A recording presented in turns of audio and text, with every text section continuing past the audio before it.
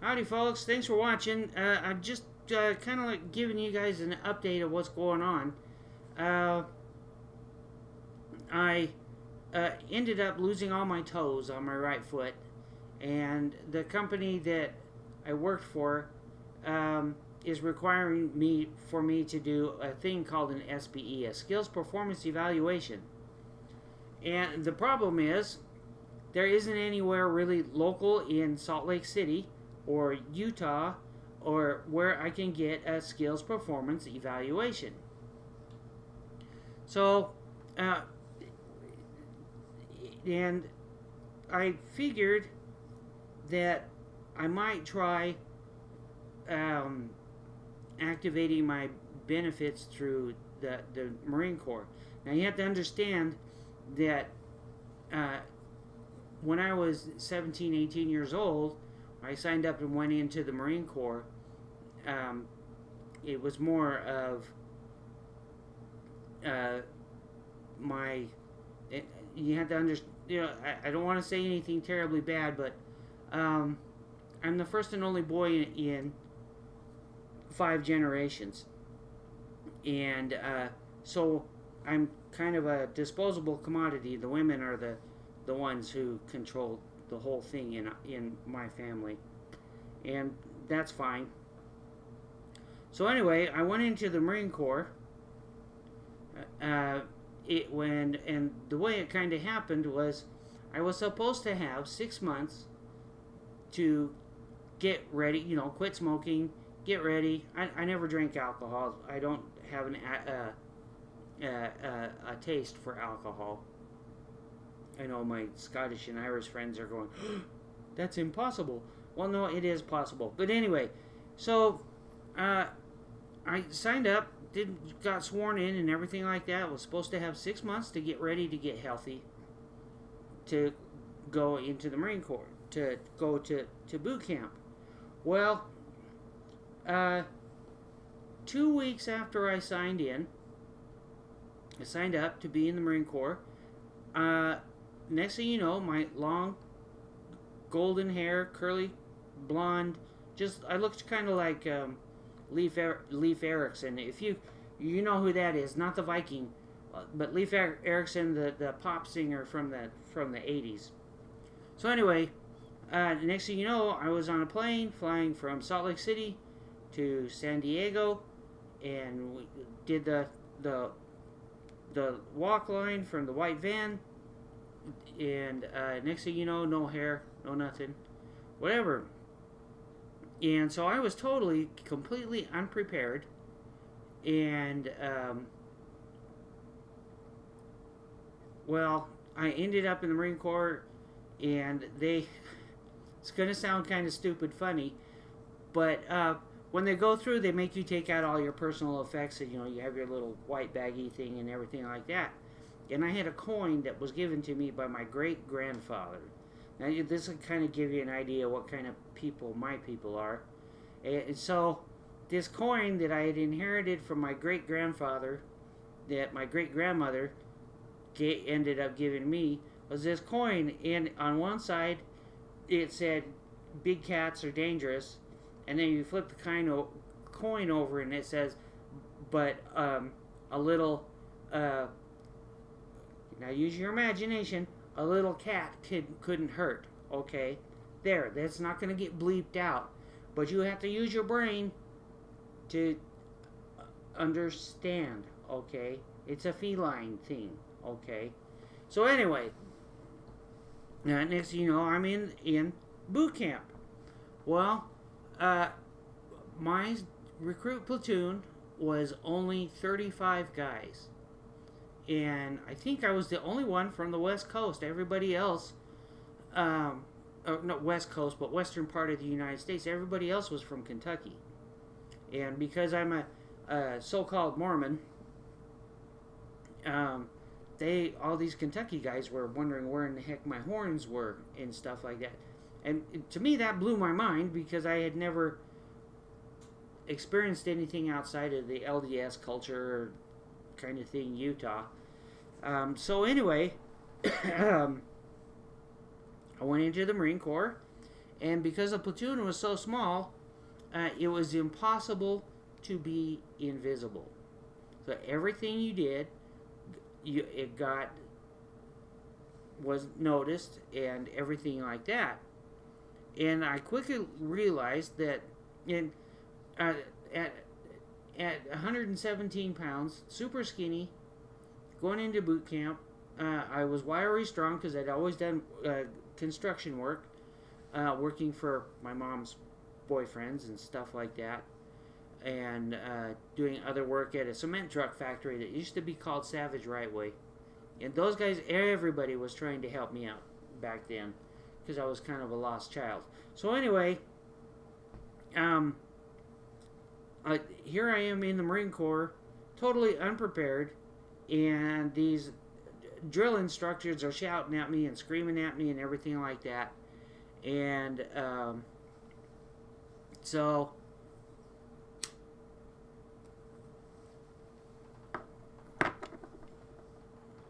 and I had my LDS dog tags on and everything like that. But in the Marine Corps, you have your choice. You do your laundry or you go to church on Sunday. So I chose to go do the laundry because not being stinky is paramount. But because of my stature, I'm only 5'8", and skinniness, the drill instructors decided that with me, they I don't know what it was about me. The way it worked was I could do everything. I could do unlimited pull-ups. I could do unlimited push-ups because when you're skinny and your tendon's strong, that stuff isn't hard to do. And at MCRD SD, our squad bay was right next to where the old, I don't know if they're still there, Quonset huts were there, and then you had the corner of the Marine Corps station right at San Diego Airport. And we did have 3 guys jump over the fence, go across the the tarmac, and then change their minds and come back, and that's when they got busted. If they would have just gone to the airport and hitched a ride somewhere, I don't know what would have happened with them. They would end up back in their state and being kicked out. Anyway, because I was strong, the drill instructors decided to have a little joke. When you're doing the 100-yard dead man carry, and so what my drill instructors did was they decided to see how strong I really was. So they assigned me to a guy that weighed 250 pounds. Okay. And I picked up the guy. And now, when you're 117 pounds and you're carrying somebody on your back, you've lifted them onto their back like a sack of cement.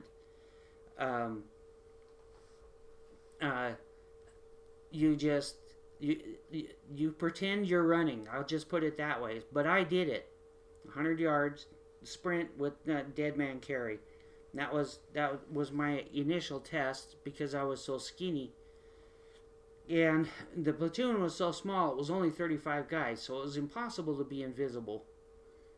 And I had no problem being yelled at or anything like that because of all the crap I went through when I was a kid.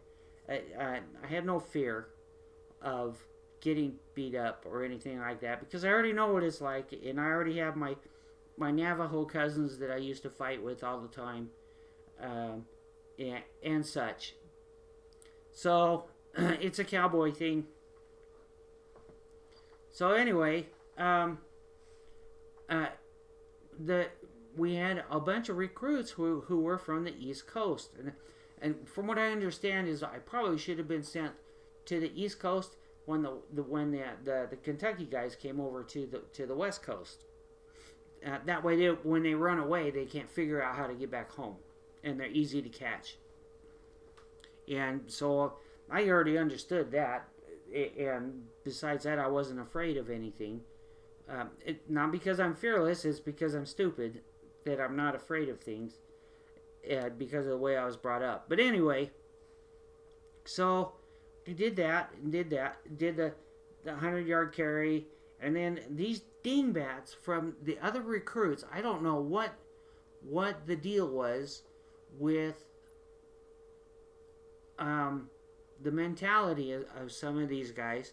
Now, I have been told, I don't have proof, but what they told me was that I had the highest mathematical aptitude in the history of the Marine Corps up to that time, and the highest reading scores at that time.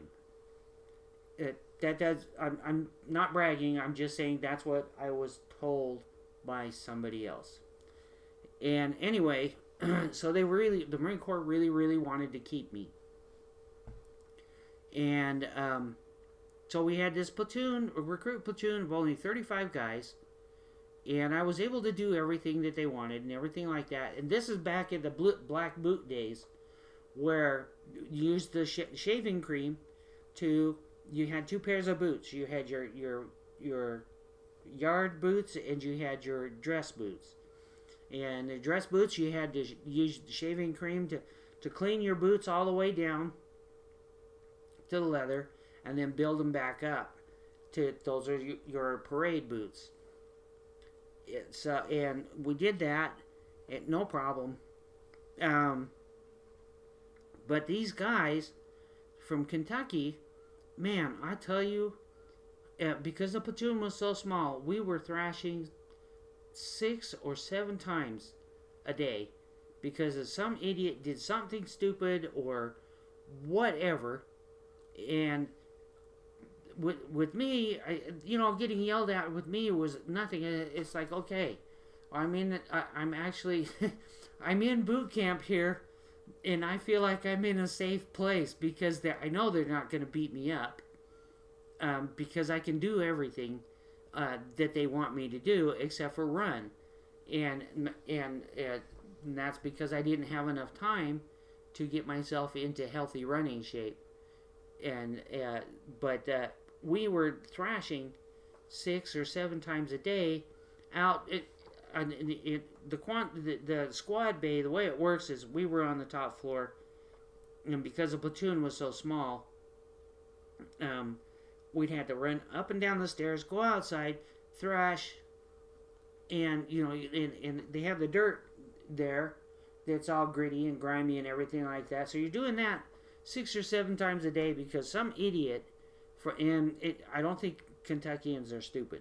It's a different type of practical intelligence. I lived in Kentucky for 5 years, okay? And those people are awesome people. There is nothing stupid about these people, and they can gauge your personality within the first 5 or 10 minutes. They can gauge you. So I have nothing bad to say about Kentuckians. But the recruits, we had one guy that was like super heavy, and literally just on that movie, whatever they call it, you had the guy with these guys would sneak food. And me, I had a hard time. The only thing when we would go to chow line, the thing I got the most to eat was cottage cheese and French toast, and that's what got me built up. So anyway, I went through everything up to a certain point, and then we got to the swimming pool, and I can swim like a fish. I have a deep fear, or used to have. I'm over it now, but back then, my first stepdad, I was like 5 or 6 years old, took me to the local swimming pool out in Santa Barbara, and took me to the bottom of the swimming pool and left me. Okay, so I made my way back up, but instantly I could not dive into any water that I could not touch the bottom. because I would go into a mindless panic after that. Um, and so we got to the point where we first go into the pool, and because I was so skinny, I didn't float. And most black guys can relate to this because they have no body, but some of them have no body fat, so you don't float. And I could swim like a fish. That's not a problem. It's the not being able to touch the bottom. And so at that point, I knew I couldn't stay in the Marine Corps because of that. And they tried really hard. I think they kept me in Transco for 2 or 3 weeks trying to remotivate me and stuff like that. And I just couldn't do it. I couldn't do the swimming pool. And the stress part, no problem. I'm used to being yelled at. Always got beat up and crap like that. But anyway, that's a different story. So anyway, I could not touch the bottom. And I couldn't stay in that water because I was in panic mode. So anyway, I basically, I went through everything else just fine. And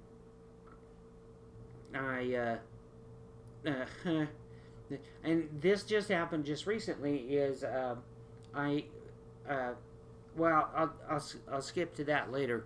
But anyway, so that's what was going on with me, and what we did, we were thrashing 6 or 7 times a day because these guys would screw up.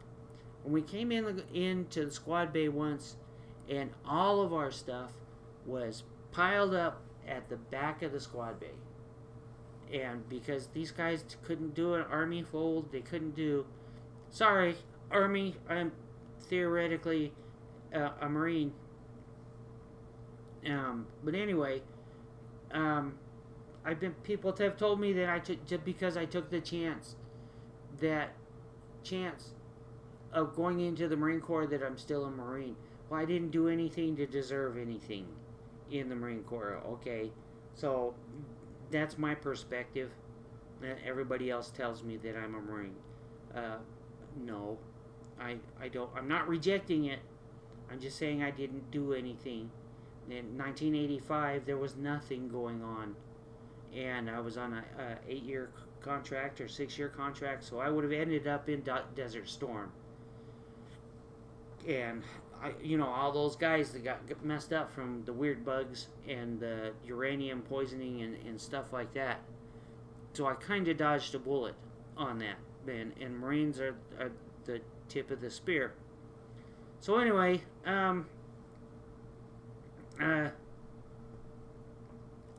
that's basically what was going on with me. So,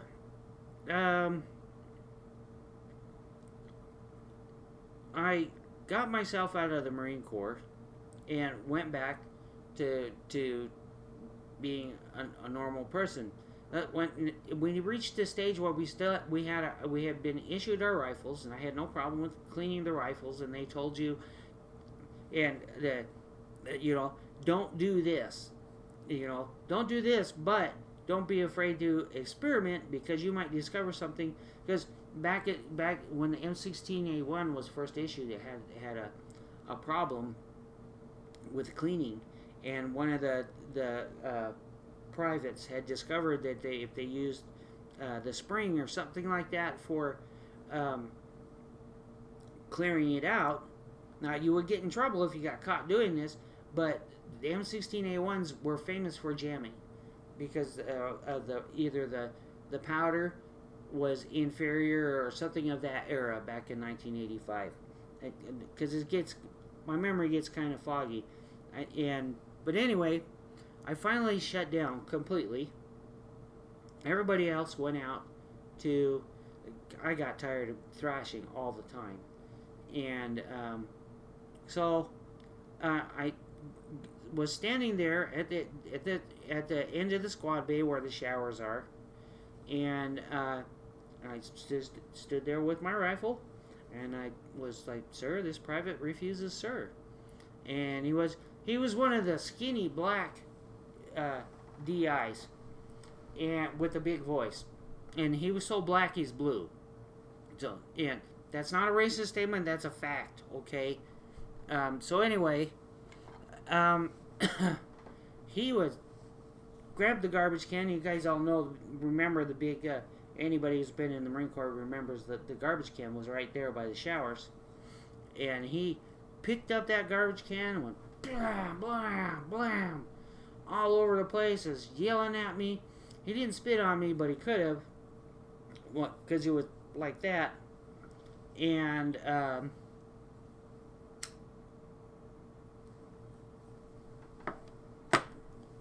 they had me. They tried to motivate me. They took me down to the first lieutenant's thing, and they had me witness a court-martial because somebody else did something stupid. They went over the fence or something like that. It's none of my business. And I had to be a witness for the court-martial, and all I did was stand there with my rifle while they went through the proceedings. So I don't remember anything that happened with that. And I had another time, because I had not ever met the lieutenant, first lieutenant, before. And I was sitting on the bench because they had me wait on the bench. They didn't have me stand up. They had me wait. And this guy comes walking up, in his jogging outfit and everything like that. Or in Southern California, he's probably in his shorts. It's all foggy. So anyway, he comes and he says, "Do you know who I am?" And I'm like, "Sir, no, sir." And he goes, "Well, I'm your first lieutenant," or whatever his qualifications were. And he didn't get mad at me or angry or anything like that. It's the first time I had ever seen him or met him, because I only had the drill instructors. So that's it. I never considered myself a Marine. And everybody tells me that I took the chance. Well, I didn't really take a chance because there was nothing going on. I wasn't aware that nothing was going on at the time. But they put me into Transco, and I did, because of the way I was brought up, I was really good at waxing floors. So every morning and every night, I was the one who had to wax and buff all the floors. Then they sent me to Transco, and then they sent me back to the other holding place because apparently I was useful to the Marines at the time, and I didn't really fit in with the other recruits that were leaving. They were being kicked out or were not. I don't know how to explain it, but anyway, I had been so burned out from thrashing and all these guys like that. And they were going to recycle me into another recruit platoon that had like 200 guys in there. That would have been easy to be invisible in. But at that time, I was done thrashing for these dingbats. And no offense to people from Kentucky, please understand. That's just the way it happened. And so I got out of the Marine Corps. They put me on a Greyhound bus. We went through Las Vegas. I had breakfast, and then I went back home and had to go through the humiliation of failing at quitting the Marine Corps. And in a lot of ways, it's a regret that I have always had to live with, and I don't really tell people anything like that. But recently, someone told me that because I went in and I was honorably discharged, because I didn't run away, I stood up and took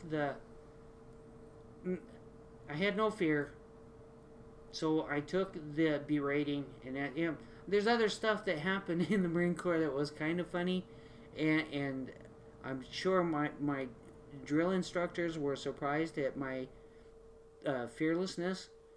I'm not afraid of getting beat up because I always got beat up when I was a kid. So being beat up is just like, part of the course. Here we go, kind of thing. But I had really good reading skills, and I had really good math skills. Um,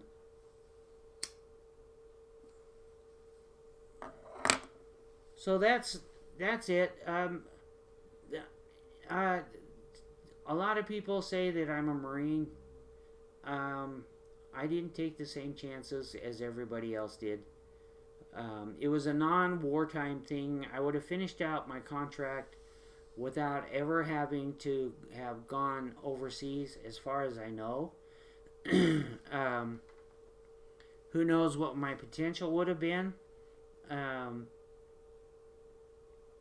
one of those smart people that does stupid things, and I'm in one of those stupid situations now. But anyway, this is the first time I've ever talked about all of this stuff, and the VA is helping me now with just basic stuff, but I feel guilty about it. And I've had people say, yeah, but you took the chance. And, well, yeah, I took the chance. And I was so broke down from thrashing all the time. That was the really annoying part, is just thrashing for idiots. And I understand the philosophy behind it. I have no complaints on that. That's the philosophy of any military, is everybody has to be the same thing like that. And I'm like, yeah, but I'm in the middle of a bunch of idiots that keep, man, we just thrash all the time. And for me, everything else was easy, except for running. And that was just because of this. But if they would have let me have 6 months, I would have been in shape. And probably had the right shoes. So anyway, this is a long rant, and I appreciate you guys watching. And there's my confession and everything like that. As far as my service in the Marine Corps, in a lot of ways, it's a huge regret. But there's no point in crying over spilt milk. This is Milo, my big fat sumo cat. He's a good boy. Except for he's a bully to the other kitty cats in my house. So there it is. And I'm going to take a chance and post this. And we'll see what happens. And while this is uploading, I'm going to go downstairs and play my bagpipes. And if they come into tune, I might do a couple of shorts on TikTok or YouTube or whatever other programs are out there. But there's a high potential, because I'm out of work right now, and have lost all my toes on my right foot, that this might be. I'm not committing suicide. Don't think that. Don't say anything. Think anything like that. If I run out of money, I run out of money, and I might lose my house and everything that I have, and because of my situation with my foot, and so I won't be posting for a long time. But I still have goals, and looking forward to trying to get back to work. But at my age, it's hard to find work, and I can't find any way to get a skills performance evaluation. SPE in Utah, and the company that I used to work for, I had to quit in order to access my retirement money, so that I could pay my medical bills, and so on and so on and so on. And so what I might end up doing is just selling everything off and end up moving to Kentucky. I'm in northern Utah right now, a place called Ogden, and ever since I moved to Ogden, my whole life has gone sideways. And the people in Ogden, the general people in Ogden, are pretty nice, but my experience in Ogden, Utah has been it's one of the worst mistakes I ever did. I should have never moved from Kentucky. So anyway, if you've made it through all of this, thanks for watching, and I'm okay. I still got my taxes to do and this, that, and the other. I purchased a van. I was going to do airport ground transportation. That stuff all fell apart. So therefore, I have lots of assets to sell off except for my bagpipes. And I'll keep the van because it's the newest vehicle that I've got, and I'll probably sell off everything else. So, thanks for watching. Have a good day, and there it is. Bye.